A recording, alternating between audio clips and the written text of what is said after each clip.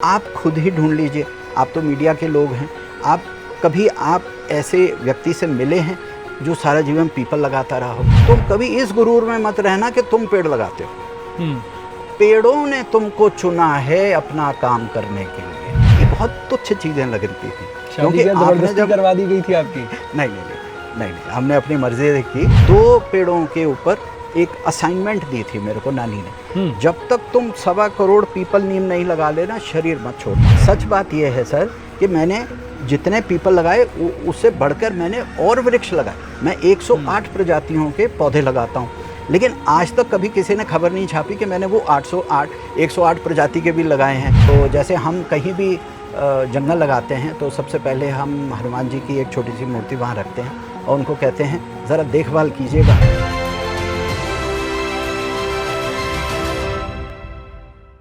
नमस्कार, sunrise news देख रहे हैं आप। आपके साथ मैं हूं उज्जवल मिश्रा।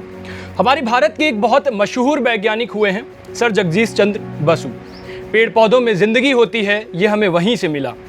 वो उस दौर में रहे थे, उस दौर में मैं तो नहीं रहा, लेकिन पेड़ पौधों में ज़िंदगी होती है ये मुझे आज पता चला है, जब मैंने बहुत करीब से महसूस किया। बहुत जगह पढ़ा, बहुत जगह गया, बहुत सारे रिजर्व्स में गया, बहुत सारे फॉरेस्ट देखे, लेकिन पेड़ पौधों को इतने करीब से जब देखा जाए, उनको सुना जाए, महसूस किया जाए, तो लगता है कि आपको फिर इंसानों की ज़रूरत ही नहीं होगी। आज हम यहीं पर आए हुए हैं। आज़ाद जैन जी हैं, प्यार से लोग उन्हें स्वामी परिवर्तन जी कहते हैं, और पीपल बाबा उनका बहुत मशहूर नाम हो गया है। हमें पता चला कि ये एक ऐसी जगह है जहाँ पर बिल्कुल उसी कॉन्सेप्ट से, जैसे जगदीश चंद्र बसु जी को हम पढ़े थे और उस कॉन्सेप्ट से आज वो काम कर रहे हैं, तो उस कॉन्सेप्ट को हमने खोजने की कोशिश की। आज हम उनके सामने बैठे हुए हैं। बहुत बहुत स्वागत है सर हमारे साथ समय देने के लिए। नमस्कार। शुरुआत जब आपने की होगी, क्योंकि आप बता रहे थे कि राजस्थान से आते हैं, वहाँ के बैकग्राउंड से, और वहाँ पानी और पेड़ की कितनी ज़रूरत है ये तो पूरी दुनिया जानती है, लेकिन वहाँ से जब शुरू हुआ होगा आपका सफ़र, तो ये सब चीज़ें आपको लगा नहीं कि यार मैं अकेला मतलब खड़ा होकर कर रहा हूँ तो कितना ही कर लूँगा, कितने पेड़ लगा लूँगा, कितना पर्यावरण बचा लूँगा? जब हम 10 साल के थे तो हमारी जो नानी जी थी, नानी माँ थी, वो एक बड़ी प्यारी बात बोलती थी। कहते बेटे doctor, engineer, MBA, chartered accountant तो कोई भी बन जाएगा। थोड़ी मेहनत करोगे, थोड़े अच्छे स्कूलों में पढ़ोगे, थोड़ी शिक्षा तालीम लोगे तो बन ही जाओगे, कुछ ना कुछ तो बन ही जाओगे। लेकिन कुछ ऐसा काम करो जो तुम्हारे बाद भी 100 साल, 200, 400, 500, 700, 2000 साल तक रहे। तो वो हमेशा कहती थी कि पेड़ लगाना, वृक्ष लगाना, क्योंकि हमारे नाना जी को भी बहुत शौक़ था। वो ज़मीनें खरीद के बगीचे लगाया करते थे और दान दे देते थे गाँव को। तो वो कहते थे कि कुछ ऐसा काम करो जो अमर हो जाए। तो ये डॉक्टर, इंजीनियर बनना तो मामूली बात है, ये तो कोई भी बन जाएगा। तो वो हमेशा हमें इनकरेज करती थी कि या तो किसान बनो। वो किसान को हाईएस्ट दर्जा देती थी, कि वो कहती थी वो फ्रंट लाइन एनवायरमेंटलिस्ट है। तो या तो वो काम करो या कोई ऐसा काम करो जो तुम्हारी लाइफ के बाद भी वो रहे। और अपने लिए किया तो क्या किया, कुछ ऐसा करो कि जो समाज, गांव, शहर और जो आने वाली जनरेशन्स हैं, पॉपुलेशंस हैं, उनको उस चीज़ का फ़ायदा हो। तो इसीलिए फिर उन्होंने एक दिन ऐसा कहा, 1977 की बात है, और यही बात हमारी टीचर हमें कहा करती थी जब मैं स्कूल में पढ़ता था 4वीं कक्षा में, कि बेटा सब लोग सब कुछ बन जाते हैं, लेकिन पृथ्वी के लिए कोई फुल टाइम ट्री प्लांटर नहीं है, फुल टाइम वृक्ष लगाने वाले लोग नहीं हैं। फुल टाइम फार्मर तो होता है, फॉरेस्ट्री को भी लोग प्रोफेशन बना लेते हैं, लेकिन जो सड़कों पे जाके, स्कूलों में जाके, तालाबों के पास जाके, खेत खलिहानों में जाके, सिर्फ जिसको हम सोशल फॉरेस्ट्री कहते हैं, कि वो प्रजाति लगाए, वो पेड़ लगाए जो ज़रूरत है वहाँ की, ठीक है, और उसको कोई कमर्शियल एंगल से ना करे, उसको एक शौक़ की तरह करे, उसको एक मुहिम की तरह करे, कैंपेन की तरह करे, एक मिशन की तरह करे। तो वो जो बातें जो थी वो घर कर गई अंदर 10 साल की उम्र में। तो बस बाकी तो कुछ ऐसा था कि आप जब एक्शन पे उतर आते हैं, आप जब काम करना शुरू करते हैं, तो धीरे धीरे दोस्त यार अपने आप ही कारवां बनता जाता है। फिर एक बार आप शुरू हो जाते हैं। From a 10-year-old kid to Peepal Baba. हाँ जी। तो किड टू बाबा, ये सफ़र मतलब एक बच्चे से होकर के बाबा तक का एक सफ़र आ गया है और पिछले कई सालों से आप वो काम कर रहे हैं। जी जी जी। कुछ चीज़ें स्ट्राइक करी कि लोगों को कैसे समझाया जाए, मतलब इतने सालों का आप करते चले आए, कोई बहुत बड़ा अगर आप देखो तो अभी तक हमारे देश में ऐसा नहीं हुआ है बदलाव जो आया हो। तो लगता नहीं कि यार बताओ मैंने पूरी ज़िंदगी गुजार दी जिस काम के लिए, लोग अभी भी नहीं समझ पा रहे हैं? हाँ नहीं, क्योंकि जब आप प्रकृति के साथ काम करते हैं तो आप में बहुत संयम आ जाता है। प्रकृति के साथ काम करते हैं तो आप देखते हैं कि जब आप जंगल में काम करते हैं तो कुछ कभी आग भी लगती है, कभी लाइटनिंग भी होती है, बिजली भी गिरती है, फ्लड भी आता है, पेड़ उखड़ते भी हैं, पेड़ फिर रीजनरेट भी होते हैं, फॉरेस्ट बिगड़ता भी है, फॉरेस्ट रिक्रिएट भी हो जाता है। तो इसको एक एवोल्यूशन का हम पार्ट मानते हैं। तो एक ही चीज़ सीखी बचपन से, हम जहाँ पढ़ने भी जाते थे, हमारे जो आचार्य थे, हमारे गुरुकुल के आचार्य थे, हमारी टीचर्स थी, हमारी नानी थी, वो एक बार बार बोलती थी अपनी तरफ से अच्छा काम करो, तुमको जो ठीक लगता है वो करो, बाकी दुनिया को समझाने में टाइम वेस्ट मत करो। और जो आपका एक्शन होता है वो सबसे इम्पोर्टेंट होता है, क्योंकि एक्शन को देख के लोग जो हैं इंस्पायर होते हैं, ना कि तुम्हारी बातों से। क्योंकि एक रोल मॉडल अगर आपको बनना है वो एक्शन के थ्रू बनते हो। बैठ के प्रवचन देने से, ज्ञान बांटने से लोग एक दिन के लिए इम्प्रेस हो जाएंगे, एक हफ्ते के लिए इम्प्रेस हो जाएंगे, वो लाइफ टाइम के लिए इम्प्रेस नहीं होंगे। अगर वो करना है तो एक्शन ओरिएंटेड कोई ऐसा काम करो जिससे कि लोग होते हैं। और सच पूछो तो ये सब भी गणित दिमाग में नहीं था, बस मज़ा आता था। जब खड्डा खोदते थे, उसमें पानी कीचड़ में खेलना, उसके अंदर पौध लगाना, पौध को बड़े होते हुए देखना, तो it was my happy song. वो मुझे गीत अच्छा लगता था, वो मुझे गाना अच्छा, जैसे बाथरूम सिंगर होता है वो ये नहीं कहता कि मेरे को लता मंगेशकर बनना है, या मेरे को मन्ना डे बनना है, या मेरे को कोई बहुत बड़ा प्रोफेशनल सिंगर बनना है। तो वो कमर्शियल एंगल था ही नहीं, वो इसको करियर की तरह नहीं। मैं बाय प्रोफेशन एक टीचर हूँ, पोस्ट ग्रेजुएट हूँ। इंग्लिश लिटरेचर में मैंने पूना यूनिवर्सिटी टॉप की थी 1988 में, और मैंने कई यूनिवर्सिटीज़ में पढ़ाया है, कई कॉलेजेस में पढ़ाया है, आज भी मैं पढ़ाता हूँ बच्चों को, और वही मेरी आजीविका है। तो कभी ये प्रेशर नहीं रहा कि पेड़ लगाने से कोई पैसा कमाना है, लेकिन ये इतना प्यारा शौक़ रहा, इतना ये मेरी अपनी हॉबी रही, मेरा अपना पैशन रहा, इसीलिए मैं जो कर पाया आज तक मैं वो कर पाया। आप अब इतना सब कुछ कर रहे हैं और कई सालों से करते चले आ रहे हैं, पूरी फैमिली है आपकी, सारे लोग हैं। घर में कभी कोई ये नहीं कहता जब आप समय नहीं देते हो कि बच्चे कहते हो कि यार पापा जाओ अब पेड़ों से ही फिर उन्हीं से बात किया करो, हमसे तो आप बात ही नहीं करते हो, समय नहीं देते, या पत्नी कहती हो, पूरा घर का मतलब जी आप जब समय नहीं दे पा रहे हो तो कभी वो शिकायतें नहीं आती हैं? देखिए, फैमिली एक संसार का पार्ट है, संसार अपने हिसाब से चलता है ना। तो जैसे मैंने कहा ना, इंसान सब कुछ करे बट बड़ा ग्रेसफुली करे उस चीज़ को। तो थोड़ी उनकी भी सुनते हैं, थोड़ी अपनी भी करते हैं। और क्या है, आप प्रकृति में इतने जब लीन हो जाते हैं तो हमारी नानी जैसे कहा करती थी कि तुम प्रकृति का काम करो, प्रकृति तुम्हारा काम करेगी। तुम प्रकृति को प्रोटेक्ट करो, प्रकृति तुम्हें प्रोटेक्ट करेगी, है ना। तो एक तरीके का हमेशा प्रकृति ने, पेड़ों ने, ये पेड़ों की सरकार है, और ये पेड़ों की सरकार मेरे आसपास उसने हमेशा कवच बना के रखा। मुझे कभी भी किसी चीज़ की कमी नहीं होने दी। मेरा परिवार भी बहुत प्यारा है। सब लोगों ने, ठीक है, इनिशियल स्टेजेस में सभी लोगों ने कहा अरे डॉक्टर बन जाओ, इंजीनियर बन जाओ। हम पढ़ाई में बहुत अच्छे थे और अच्छी फैमिली से हैं, पैसों की कभी कोई कमी नहीं रही। लेकिन ये था कि नहीं, ये काम कोई नहीं कर रहा। अब देखिए, जैसे पीपल लगाना है, आप खुद ही ढूंढ लीजिए। आप तो मीडिया के लोग हैं, कभी आप ऐसे व्यक्ति से मिले हैं जो सारा जीवन पीपल लगाता रहा हो? नहीं मिले हो, है ना।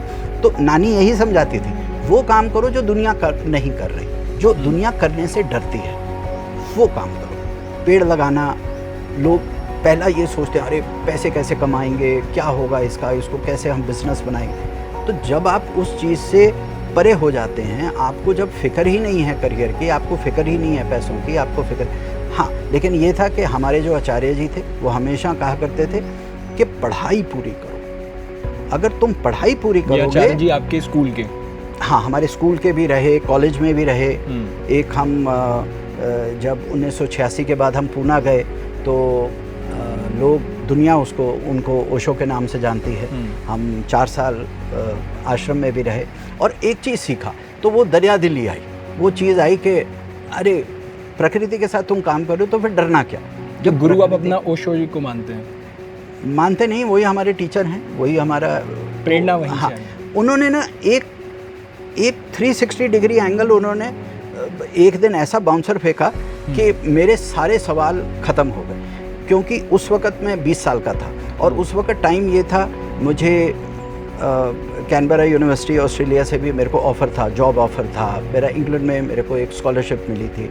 मैं अच्छा इंग्लिश लिटरेचर में मेरे पास अच्छी क्वालिफ़िकेशंस थी, तो कहीं ना कहीं हम लेक्चरर लग जाते, कहीं ना कहीं निकल लेते। उस समय उन्होंने एक बात कह दी, एक सेंटेंस उन्होंने कहा, 1989 की बात है ये। उन्होंने कहा, बेटा एक चीज़ याद रखना, तुम कभी इस गुरूर में मत रहना कि तुम पेड़ लगाते हो। पेड़ों ने तुमको चुना है अपना काम करने के लिए।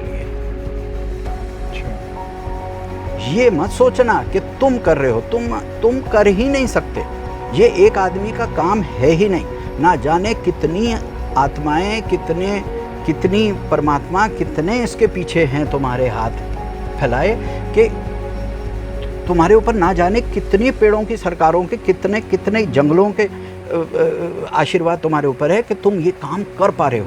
क्योंकि उस समय तक भी मैं 1 करोड़ से ज़्यादा पेड़ लगा चुका था। तो उस टाइम पे ऐसे मतलब जो एक रियलाइजेशन हुई कि यार ये मैं नहीं कर रहा, ये तो मुझसे करवाया जा रहा है। और जब कोई करवा रहा है तो मैं कौन उस चीज़ को निगेट करने वाला, या मैं ना करूं उस चीज़ को। तो उस वक्त तो फिर बिल्कुल ही खुले हो गए, फिर तो बिल्कुल ही एकदम वही उसी का रिजल्ट रहा कि ईगो खत्म हुआ और 202 डिस्ट्रिक्ट्स 18 स्टेट्स में आज जी इतने वॉलंटियर्स के साथ काम कर रहे हैं। क्योंकि फादर आर्मी में थे, हर 2 साल बाद पोस्टिंग होती थी। वो जो ट्रैवल बग था उनसे मिला, और घूमने का बहुत शौक़ था। यंग एज में फादर ने एक स्कूटर दिला दिया, तो स्कूटर पे ही पूरा भारत भ्रमण किया। मैंने 16 लाख किलोमीटर से ज़्यादा इंडिया का मतलब कवर किया है, लद्दाख से लेकर नीचे तमिलनाडु तक। और ये हुआ कि गांव-गांव जाके, बस्ती बस्ती जाके, स्कूलों में जाके, कॉलेजेस में जाके, PSUs में जाके, मतलब जहाँ पर भी मौका मिलता था, पंचायतों में, ग्राम पंचायतों में, जहाँ भी मौका मिलता था वहाँ जाके हम लोगों को वृक्षों के बारे में बताते थे, सीड कलेक्शन करते थे, नर्सरीज़ बनवानी, और जो लोकल और देसी प्रजाति के जो वृक्ष होते हैं वो उनसे लगवाते थे। चाहे वो कुएं का एरिया हो, तालाब का एरिया हो, स्टेट हाईवे हो, नेशनल हाईवे हो, गांव के पार्क्स हो, गांव का जो गाउचर एरिया होता है जहां पर आप ग्रासलैंड जिसको बोलते हैं, जहां से गाय जो है वो अपना चारा लेती है। तो सब जगह हम लोगों ने इस चीज़ को मतलब एक्शन में लेकर आए। ये नहीं लगता था कि यार जब सारे हमारे दोस्त होते हैं और या हम उस उम्र पे होते हैं जब हमें पता है कि इतने सारे हमें जॉब ऑफ़र आ रहे हैं, हम वहाँ कर सकते हैं, तब आज़ाद जी फरवा और खुरपी लेकर के खड्ड खोदने निकल जाते हैं, तो लगता नहीं था, लोग कहते नहीं थे कि यार अजीब हो तुम? नहीं, लेकिन एक बात बताऊँ, हमारे होते होते भी बहुत लोगों की नौकरियाँ लग गई, और वो ज़माना ऐसा था जल्दी लोगों की शादियाँ भी हो जाती थी। तो हम तो देखते थे कोई भी सुखी नहीं है। अच्छा। ना नौकरी वाला सुखी, ना शादी वाला सुखी, तो वो तो सेटल हो गए थे एक तरीके से। तो हम सोचते थे कि हम तो घूमते हैं, फिरते हैं, अच्छा खाते हैं, ढाबों पे रहते हैं, सारे हाईवेज़ देख लिए, 18-20 स्टेट्स घूम चुके थे उस समय, और फौजी के बेटे थे तो एक तरीके का वो रफ़ एंड टफ़ ज़रा थोड़े ज़्यादा थे, स्पोर्ट्स में अच्छे थे। कहने का मतलब ये है कि वो आज़ादी जो हमने उसकी जो खुशबू ली थी, और जंगलों में आप काम कर रहे हैं, फिर आपको वाइल्ड लाइफ, आपके पक्षी, आपके सांप भी दोस्त बनते हैं, आपका सब, तो वो सब देखने के बाद ना शहरी लाइफ की ये जो छोटा सा संसार, 4 कमरे का एक घर, एक बीवी, एक बच्चा, और एक करियर, और एक दुकान, और एक, ये बहुत तुच्छ चीज़ें लग रही थी। क्योंकि आपने जब करवा दी गई थी आपकी? नहीं, हमने अपनी मर्जी की, और सब ठीक है, सब बढ़िया है, कोई ऐसा नहीं है। लेकिन ये है कि ग्रेसफुली फिर परिवार ने भी एक्सेप्ट किया उस चीज़ को। हाँ, थोड़ा समय लगा, 2-4 साल लगे, शुरुआती दौर में थोड़ी सी थी दिक्कतें, लेकिन बड़े प्यार से। देखिए, मैं ये चीज़ जानता हूँ, मैं फिर वही कहूँगा, पेड़ सब चीज़ों का टेक केयर कर लेते हैं, तो ना, ये पेड़ों की सरकार है, तो ये जो पेड़ों की सरकार है ये परिवार को भी देख लेती है, माँ बाप को समझाने का, बीवी को समझाना, बच्चे को समझाना, दोस्तों को समझाना सबसे ज़्यादा मुश्किल था। परिवार तो फिर भी चुप हो जाता है, क्योंकि वहाँ खून का रिश्ता होता है। लेकिन जो दोस्त थे वो कहते थे, देखो हम ये बन गए, हम वो बन गए, यार तू क्या कर रहा है, ये तू अभी भी स्कूटर लेके, फावड़ा लेके घूम रहा है, तो ये तो लेकिन फिर अपने आप ही धीरे धीरे उन्होंने कहना शुरू किया, यार तेरी ज़िंदगी अच्छी है, तू सुखी है, हम तो फंस गए, तेरी आज़ादी जो है, और नाम भी आज़ाद था और नाम भी आज़ाद जैन था। तो खैर MA तक हमने ये नाम किया। फिर उसके बाद गुरुजी ने हमारा नाम जो है, जैसे नाम होता है दीक्षा देते हैं स्वामी प्रेम परिवर्तन, फिर उसके बाद तो पासपोर्ट पे, आधार कार्ड पे, पैन कार्ड पे वही नाम चढ़ गया पूरा। तो आज़ाद जी जब स्वामी प्रेम परिवर्तन हुए, वो तो ठीक था, हाँ, लेकिन स्वामी प्रेम परिवर्तन जब पीपल बाबा बन गए, ये कैसा सफ़र रहा? और सिर्फ पीपल का ही पेड़, मतलब कई सारे पेड़ होते हैं, बरगद का भी पेड़ हो सकता है, नीम का भी, लेकिन पीपल का ही पेड़ और नाम भी पीपल बाबा ही। हाँ, ये थोड़ा सा ऐसा था स्टोरी। ये आपने बहुत अच्छा सवाल पूछा। ये क्या हुआ कि हमारी नानी ने एक दिन ये कहा कि देखो तुम नर्सरी से कितने पौधे खरीद सकते हो, है ना, और कितना बीज इकट्ठा करके कितनी नर्सरियाँ लगा सकते हो। और पीपल एक ऐसा वृक्ष था, बरगद हुआ, पाखड़ हुआ, अब तो पाखड़ लोग लगाना शुरू कर दिए हैं, लेकिन पहले बरगद और पीपल तो कोई छूता ही नहीं था।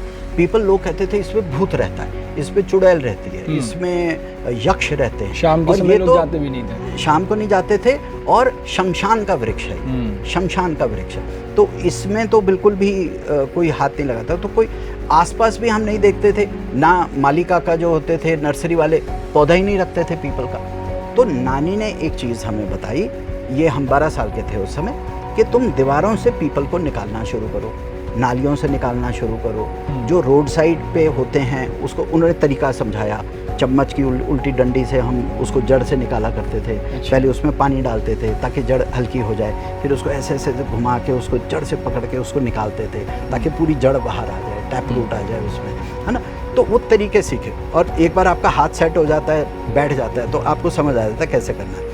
तो हम लोगों ने सैकड़ों, मतलब आप समझ लीजिए लाखों की तादाद में पीपल निकाल के उनको पन्नियों में लगा के, उनको खाद में लगा के नर्सरीज़ बनाई, पीपल की नर्सरी बनाई। जब वो पीपल की नर्सरी जो है वो वेस्ट हाइट की हो गई, जब बड़ी हो गई, तो जब हमने पीपल की नर्सरीज़ लगाई, तो अब क्या हुआ, अब मेरे पास पौधा आ गया, और वो भी बड़ा पौधा, मतलब 6-8 महीने में जो है वो कमर की साइज़ का, 2.5 फुट का, 3 फुट का बड़ा हो जाता था।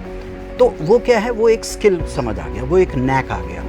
तो इसी तरह से जैसे कचनार है, नीम है, जब बरसात में निमोलियाँ गिरती हैं तो नीचे बहुत सारा नीम उगता है, जामुन उगता है, तो वो जामुन को कैसे कड़छी से निकाल के, मिट्टी को निकाल के, फिर उसको बड़े धीरे से उसको पन्नियों में लगाना, तो नर्सरी बनानी आ गई। तो टाइम फ्रेम जो था वो छोटा होना शुरू हो गया, क्योंकि आपको जब एक ना पुरानी कहावत है, जंगल से जंगल बनता है, तो आप जंगल में चले जाइए और जंगल से जो नीचे पौध होती है ना, वो वृक्ष नहीं बन पाता क्योंकि ऊपर छाया होगी, तो वो वाली पौध जो है आप उखाड़ के ले आइए, या उसको निकाल के ले आइए, या उसको स्क्रैप करके ले आइए। आप कड़छी, पलटा, जैसे राइस का पलटा होता है चावल वाला, उसके साथ आप धीरे से उसकी जड़ को, ताकि जड़ भी टूटे ना, उसको उठा के उसको ट्रेज में डाल के नर्सरी में लाते थे, उसको धीरे धीरे उसको रात भर करके उसको लगाते थे। अब वो बड़े बड़े होने शुरू हो गए। जब वो बड़े, और वो भी जंगली बीज का पौधा, तो वो जो है बड़ा स्ट्रांग होता है उसका, क्योंकि जो जेनेटिक मेकअप है वो बहुत रफ एंड टफ होता है। तो वो हमने फिर सड़कों पे, नेशनल हाईवेज़ पे, हमने नीम पे बहुत काम किया। नीम मैंने तकरीबन 74 लाख नीम लगाया है, सबसे ज़्यादा मैंने नीम लगाया है। लेकिन बदनाम हम पीपल के कारण हो गए। तो आप पूछ रहे हैं, हाँ, बदनाम इन द सेंस कि सब लोग जो थे वो कहते, अरे तुम पीपल लगाते हो। कभी किसी ने मुझे ये नहीं कहा, अच्छा तुम नीम लगाते हो, अच्छा तुम जामुन लगाते हो। पीपल का नाम सुनते ही लोगों के मतलब कान खड़े हो जाते थे, अरे पीपल नहीं लगाना। अच्छा, सिर्फ मंदिर में, आश्रम, धर्मशाला, फिर आ गया कि अगर पीपल लगाना है तो कहाँ लगाना है, ठीक है। वो समझ आ जाता है कि कौन सी ज़मीन पे लग सकता है, कौन से पे नहीं, कहाँ पे आपको ऑब्जेक्शन आएगा, कहाँ पे नहीं, ठीक है। फिर जैसे स्कूल्स में वो कहते थे, भाई बीच में मत लगाओ, कहीं कोने पे लगा दो। तो पहले ही आप वो ज़मीन देख के प्रिंसिपल साहब से बात करता था कि वो आपकी वो ज़मीन खाली पड़ी हुई है, वहाँ एक पीपल लगा दें, चबूतरा भी बनवा देंगे, वहाँ बच्चों के बैठने की जगह हो जाएगी, टिफ़िन टुफिन लेके शाम को अपना दोपहर को बैठ जाए। हाँ, ये अच्छा आइडिया, सफाई भी हो जाएगी। तो आपको प्रपोजल भी उसी हिसाब से देना पड़ता था, क्योंकि आपको तो संख्या बढ़ानी थी पीपल की।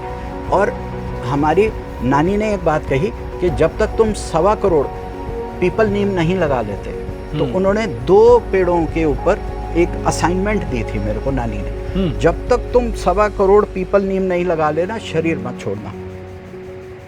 मतलब तुम्हें जाने का हक नहीं है जब तक 1.25 करोड़ भी नहीं। तो मैंने ये जो मेरा टारगेट था, मैंने सितंबर 2010 में अचीव किया। सितंबर 2010 में मैंने फर्स्ट वीक ऑफ सितंबर, I think it was teachers day 5 सितंबर, मैंने अपना ये 1.25 करोड़ का टारगेट पूरा कर लिया। तो मैंने नानी के बहुत करीब रहे आप। 2010 में नानी वो 1998 में 1998 में गुजर गई थी, लेकिन कहीं ना कहीं से वो देख रही होंगी। अच्छा, मन में आप कह रहे हो कि पीपल के नाम से मैं बदनाम हो गया, टीस रह गई क्या? एक दर्द है मन में कि यार सिर्फ पीपल बाबा के नाम से काम नीम पे भी किया मैंने? नहीं, पहले लगता था, जब बिल्कुल यंग थे तो लगता था कि अरे भाई क्या है। अच्छा, लोग छेड़ने के लिए बोलते थे, अरे पीपल बाबा आ गया, पीपल बाबा आ गया, नाम से नहीं पुकारते थे पीपल बाबा। तो ज़रा थोड़ा सा लगता था कि ये सरकास्टिक हो रहे हैं लोग या वो। तो बाद में मैंने, क्योंकि पौध लगानी थी, संख्या को बढ़ाना था, तो मैंने सोचा ये तो एडवांटेज हो गया। धीरे धीरे समझ आती है, मैच्योरिटी आती है कि आपके नाम से चर्चा होनी शुरू हुई, है ना। आपके नाम जो है, नाम फैलना शुरू हुआ। अरे एक पीपल बाबा आता है, मोटरसाइकिल पे स्कूटर पे घूमता रहता है, पीपल के पेड़ लगाता है। और जबकि सच बात यह है सर कि मैंने जितने पीपल लगाए उससे बढ़कर मैंने और वृक्ष लगाए। मैं 108 प्रजातियों के पौधे लगाता हूँ, लेकिन आज तक कभी किसी ने खबर नहीं छापी कि मैंने वो 108 प्रजाति के भी लगाए हैं, या किसी ने खबर नहीं छापी कि मैं नीम भी लगाता हूँ। कोई ये नहीं कहता कि मैंने 8 लाख से ज़्यादा जामुन लगाए, कोई नहीं लिखता। एक ही चीज़ पकड़ते हैं मेरी, पीपल, कि आप पीपल के पीछे क्यों पड़ते हो। तो ठीक है, वो एक हुक बन गया। तो अच्छा, वो एक स्टोरी लाइन भी बन गई। और मैंने देखा कि जब मैं गांव में जाता हूं तो मैं पीपल के ऊपर अगर कहानी बताता हूं तो लोगों को मज़ा आता था पीपल के ऊपर सुनने का। तो फिर आगे पीछे, हमारे पीछे गांव में देखो जी, वो पीपल के ऊपर एक भूत आया था, फिर हमने एक उल्टी चुड़ैल लटकती देखी थी। मतलब गाँव वाले हमें कहानी सुनाते थे, तो हम बैठ के चाय के चुस्की ले लेके उनकी कहानियाँ सुनते थे, फिर उनको फिर धीरे से समझाते थे कि ऐसा नहीं होता। मेरी सारी उम्र बीत गई पीपल के साथ काम करते हुए, अगर ऐसी बात होती तो मैं भी भूत हो गया होता। तो ऐसा नहीं होता, पर उनको फिर साइंटिफिकली समझाना पड़ता है कि जब जो पीपल का जो पत्ता होता है उसका जो सीधी साइड होती है वो ग्लॉसी होती है, जो नीचे होती है वो मैट फिनिश होती है। तो और उसका जो पीटियोल होता है वो पतली एक डंडी होती है, तो वो फ्लटर करती है ऐसे, है ना। तो आपको ऐसा लगेगा कि जब कोई भी वृक्ष हिल नहीं रहा, लेकिन आपका पीपल का पत्ता हिल रहा है, तो आपको लगता है इस पे भूत है, इसमें कोई आत्मा छुपी हुई है। लेकिन ऐसा नहीं है, वो उसके पत्ते की बनावट ऐसी है, उसकी बायो इंजीनियरिंग ऐसी है कि वो स्लाइटेस्ट ऑफ ब्रीज में भी वो फ्लटर करेगा। और मूनलाइट नाइट पे जब पूर्णमासी होती है, जब पूर्ण चांद होता है, तो वो ग्लॉसी जो एरिया होता है वो रिफ्लेक्ट करता है मूनलाइट को, तो वो पूरा वाइट। तो लोग कहते थे अरे देखो सफ़ेद चादर ओढ़े पीपल खड़ा है वहाँ पे खेत में। तो लोगों का तो वो सुपरस्टिशन धीरे धीरे प्यार से। लेकिन पीपल का तो जिक्र गोस्वामी तुलसीदास ने रामायण में भी किया है, पीपर पात सरिसमन डोला, यानी जब कुछ नहीं हिलता है तो पीपल का पत्ता हिल रहा होता है। तो ये उसकी साइंस है। जी जी जी, जैसे गीता में कृष्ण महाराज जी ने भी कहा है कि मैं वृक्षों में पीपल हूँ। पीपल जो है महाराज वृक्ष है, पीपल जो है प्रधान वृक्ष है। साइंस में, बॉटनी में इसको हम कीस्टोन स्पीसीज बोलते हैं। पीपल है तो जंगल है, ये प्रधान है। अगर पीपल है, पीपल के संरक्षण में इसकी जो वनस्पति चेतना है, इसके कारण ना जाने कितने पक्षी इस पे आके बैठते हैं। उसकी जो ड्रॉपिंग होती है उसमें बीज होते हैं, ना जाने कितनी प्रजातियाँ, कितने स्पीसीज ऑफ प्लांट्स उसके आसपास घेरे में आ जाते हैं। तो बरगद हुआ, पीपल हुआ, ये हमारे, इसीलिए हमारे संस्कारों में, आप शास्त्रों में देखिए, हमारी हिस्ट्री में देखिए, हमारी माइथोलॉजी में देखिए, आप जहाँ पर भी पढ़ेंगे तो पीपल और बरगद का जिक्र इसलिए किया जाता है। लेकिन अब हम वो इम्पोर्टेंस भूल गए हैं। अब हमारा एजुकेशन सिस्टम डिफरेंट टाइप का हो गया है, हम एनवायरनमेंट को डिफरेंट तरीके से देखते हैं, है ना। तो ये सब चीज़ों का वापस आना तो बहुत यही पीपल का मिथ था। एक कहानी मुझे याद आ रही है, कई दफ़े क्या होता है कि हमारी मम्मी जैसे घर में पीपल आ जाता है तो कहती है अशुभ हो गया, दीवालों पे निकल आया। पीपल में 1000 पत्ते नहीं होने देते हैं कि 1000 पत्ता हो गया उससे पहले उसको हटा दो। तो मैं चाहूँगा वो जब ये इंटरव्यू देखे तो पीपल बाबा को देखिए कि ये एक साइंस है, कुछ ऐसा ये सब मिथ है कि जिस तरह से लोग भूत प्रेत और ये सारी चीज़ें होती हैं। तो हम चाहेंगे इसमें ये ज़रूर है कि पीपल की एक अपनी स्पिरिचुअल रेलेवेंस है। There cannot be any smoke without fire.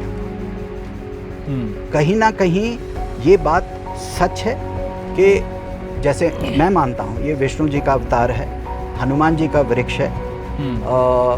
Hanuman ji जो हैं वो फॉरेस्ट स्पिरिट है, वो he is the God of the forest, ठीक है, he is the monkey God, तो गॉड ऑफ द फॉरेस्ट।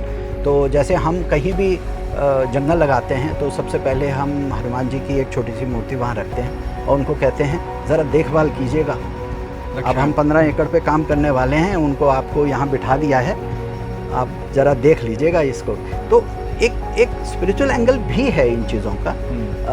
लेकिन जो मैं सुपरस्टिशन की बात कर रहा हूँ कि यहाँ भूत आ जाता है, ये होता है, और अगर भूत है भी, और मेरा ये मानना है कुछ ना कुछ तो है उस पर, लेकिन वो बहुत फ्रेंडली है। अच्छे लोगों के साथ वो अच्छा होता है, बुरे लोगों के साथ बुरा होता है। तो अगर आप अच्छा करेंगे तो आपके साथ। हाँ, आपने भी कई दफ़े इसका जिक्र किया है कि गौतम बुद्ध, महावीर स्वामी, ये सारे लोग पीपल के ही नीचे बैठ के उन्होंने ज्ञान की प्राप्ति करी है।